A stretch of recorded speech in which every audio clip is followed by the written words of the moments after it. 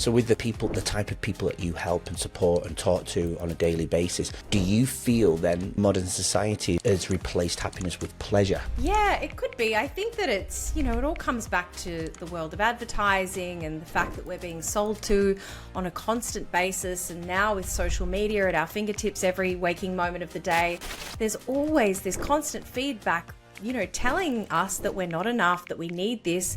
What's your definition of happiness? I always find it quite interesting how people perceive happiness, because happy isn't one of our 9 survival emotions. Happiness to me is the fundamental belief that I am enough and that I have enough. So yeah, it's kind of like I spin it a little bit, but that's when I'm happiest. Hello everybody. It's that part of the week where we can just let our hair down. It's Tuesday Truths. Well, if you're in England or the UK, that's the same, or America, it's Tuesday. When would it be? It would be Monday evening. But it's called Tuesday Truths, so don't get confused. Welcome to Tuesday Truths. Today we're sharing some powerful moments from the part 1 of our conversation with Ash Butters. We talk about the impact of societal pressures, the journey to self-acceptance, and the small steps that can lead to big change.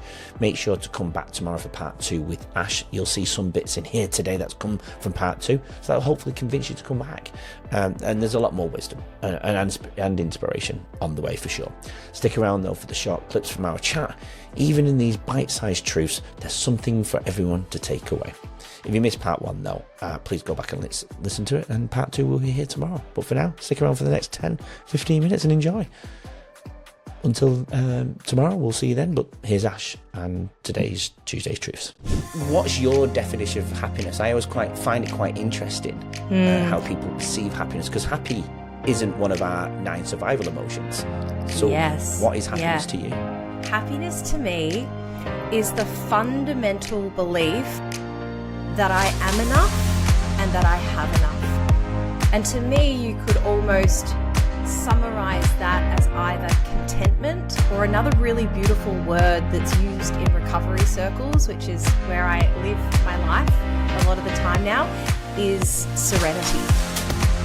Just having that sense of peace and serenity that take a deep exhale and that everything is okay. And that to me is actually far more enriching and far more fulfilling than happiness as such, because happiness can be quite fleeting, and to your point, can often be impacted by the things outside of ourselves, other people's behaviors and words and whatnot. Whereas if I think of my inner happiness, it's actually more about my inner peace. So yeah, it's kind of like I spin it a little bit, but that's when I'm happiest, when I have that feeling of contentment that's inside my soul. Yeah, I love the word contentment, because I will run over it very quickly, because if we do have any new viewers, I can say it, but the one who do turn into all the time going, oh God, we're going to repeat every episode. So very, very quickly, the 4 C's for me, and I love the fact that you brought contentment. The 4 C's of contentment for me is connection. The first C is connection. The second C is contribution. I think you know where I'm going with that. I was a teacher. The podcast contribution to the world. Obviously, the things you're about to explain what you do could be your contribution to the world. The third C would be cope. So within cope would be sleep, mindfulness, exercise, and the 4th C would be cook. And we talk about nutrition on this quite a lot. With the food-mood connection, contributing to our mental health as well. And happiness. I love how you said that you're in a peace. Let's say you annoyed me right now and made me angry. It doesn't mean I go away from the happiness or contentment in my life. And happiness for me is threefold, and it's a long-term state. And that makes up of, one, understanding my purpose in life. When you have why do you get up every morning? What do you get up for every morning? And that's obviously different for everybody. Enjoyment, finding enjoyment in the things that I do, even work, even getting up and what I do every day. It's important that people enjoy, because I do think the majority of us are living in fear, going to work, in the grind, right? And then that third part of happiness would be satisfaction. So when you finish doing what you enjoy, you're satisfied, because if you're not, then it doesn't make up the foundation of happiness. I know we've probably gone off a little bit, but you see where I'm going with that. And I listened to somebody say that, and I was like, that makes sense. And I kind of manipulated it slightly. I like that you've broken it down and made it your own, because I think that, I've got this whole joke that I believe we need to give the word contentment a real PR spin or marketing revamp, because it's so not a sexy word, but I honestly think it is the most beautiful emotion, feeling, state of being that there possibly is out there. And yet it doesn't sound super sexy. If I'm working with clients and I'm saying, after our time together, you're going to feel peace and contentment. It's kind of and especially if you've never felt that, because you don't know how good it is until you actually get there. And that's why I spent, over 2 decades chasing the happiness trap rather than the inner peace and the inner contentment, which is far more fulfilling and far less fleeting. Yeah, absolutely.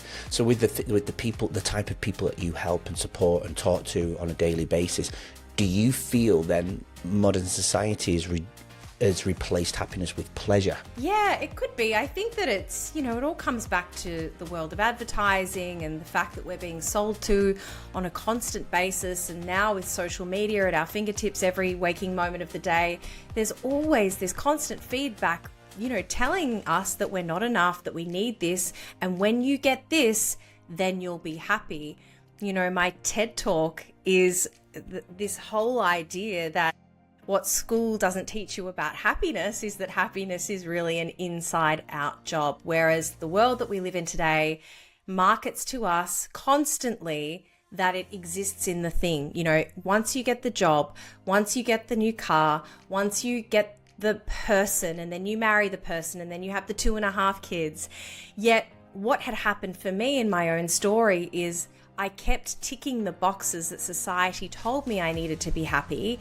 And yet every time I achieved one of those things, I would feel this incredible gaping hole in my soul.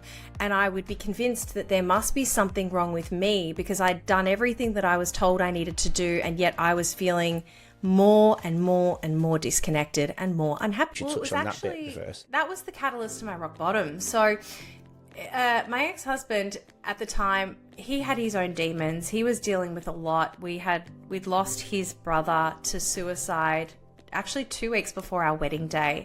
And so we'd been married for 2 years at the time, and it was the start of 2020. And he decided he was going to go to India to try to sort out his life and get clean and heal. And I remember thinking, because I was so good at blaming him for my addiction, that I thought, once you go to India and I'm on my own, I'm going to tidy up my act, I'm going to stop drinking every day, I'm going to get back into the gym and, all this stuff, and life will be great. That was, the delusion. And he went off to India, and within 5 days, I was drinking more than I'd ever drunk before. And that was what led me to that Friday night, the 14th of February, 2020, where I told my mum, I was in Melbourne at the time, I told my mum I was going to go out for one drink, which I truly believed that's what I was doing. But, as an alcoholic, it's never just one. And I ended up walking back through the doors of her house 8 o'clock the next morning, and the look of devastation and just utter hopelessness on her face broke me. It shattered me. And I fell to my knees and I just said, I need help. And that was the day that we called the rehab, and I was I walked through the doors of that rehab 7 days later, and that's my sobriety date, which is the 24th of February 2020. So that's clearly the pivotal moment, isn't it, for you? Oh, without a doubt. If I was to ask your mum that question of how she felt that day and what it appeared, that atmosphere even in that room, and seeing her daughter the way she was, what do you think her response would be in this moment right here if she was sat next to you? Oh, she was just broken. She was just so sad, and I think she just felt like there was nothing else she could do.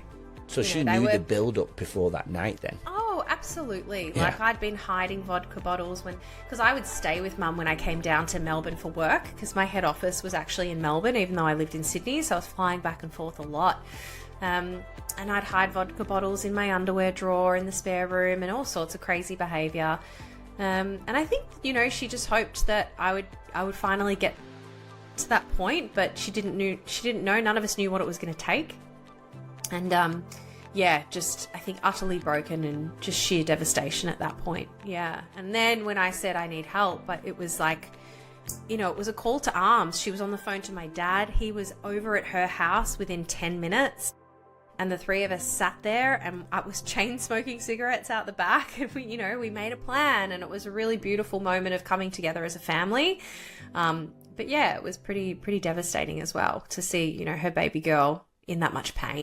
If there was one thing that you could start doing tomorrow, I would suggest implementing a morning routine. This has been an absolute game changer for me. It was something that I started doing in rehab, and it can be whatever it needs to be for you.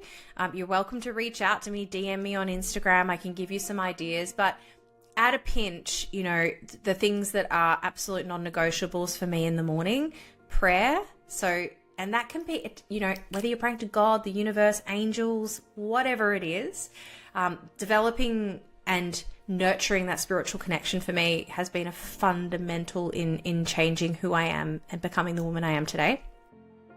And maybe today, and it could just be, a message of thanks, of gratitude. That then leads me into writing a gratitude list. So at a minimum, 3 things that you're grateful for, share it with someone.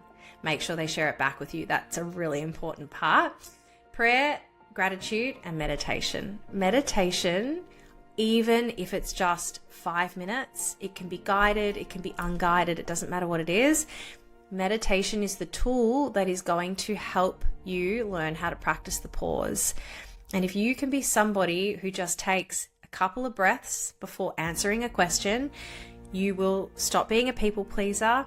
You will live more embodied, you will have better intention, and you will feel like you're living a life that is in alignment with your values, not a life that you feel like you should be living based on society's expectations. So prayer, gratitude, meditation, morning routine. I'm going to throw one more in there because routines was part of my notes, and routines actually, believe it or not, comes up in most episodes. Something that I've got a picture of you here as well. The cold plunges. This is what I do every morning. Yes, so I've got to be real here. I hate cold plunges. I knew you were going to say that. And it's something that I go in and out of doing. I certainly don't do it all the time. And also, there's all these statistics on whether or not they're actually good for women or not. Certainly not ice baths, but a cold plunge around 8 degrees is. I think that they are brilliant, but I do not like them. So I want to be very honest about that. Nobody likes them. It's the feeling that you feel for the rest of the day you fall in love with. I would rather do an hour yoga flow. Come on. Yeah, I know. I know. I just love the feeling how just clear and I am when I've done it. I don't know what it is. I know the science behind it, but it's so real for me. That's really one of the things that changed. I was just reading about a guy suffering with anxiety who wouldn't go out of his house for 10 years. I wasn't to that point, but he started to talk about the trauma on the skin being, it's traumatized now, isn't it? Cold water on the skin, because we've programmed ourselves to have hot baths and hot showers and get rid of the day that way. So, but hundreds of years ago, we would just cold plunge every day. Right? Because we didn't have heating, we didn't have hot showers, we didn't have hot baths, we'd have to bathe in the cold. And we've gone so far away from that. We've programmed to be comfortable, really comfortable, and really I've got a neuroscientist, Paul Taylor, who I've interviewed on here as well. He's got a book called Death by Comfort. We need to get comfortable with being uncomfortable again, and that's how we build resilience. For sure. You know what I mean? We've become so comfortable, and I'd spent a whole episode talking about comfortability. And well, it's one of the reasons I love teaching yin yoga so much, because you hold the poses for 3 to 5 minutes, and oh my goodness, talk about meeting yourself. Oh my Lord, yeah. Physically it's uncomfortable, but mentally as well, to sit in the stillness and just to be with yourself. So I totally agree. Learning to sit in discomfort is a superpower. Superpower. What you just witnessed is only a snippet of our amazing conversation this week. This is what Leading Our Own Way is all about. Real stories, real transformation. If you're watching this before Wednesday, part 1 dropped yesterday and part 2 releases tomorrow.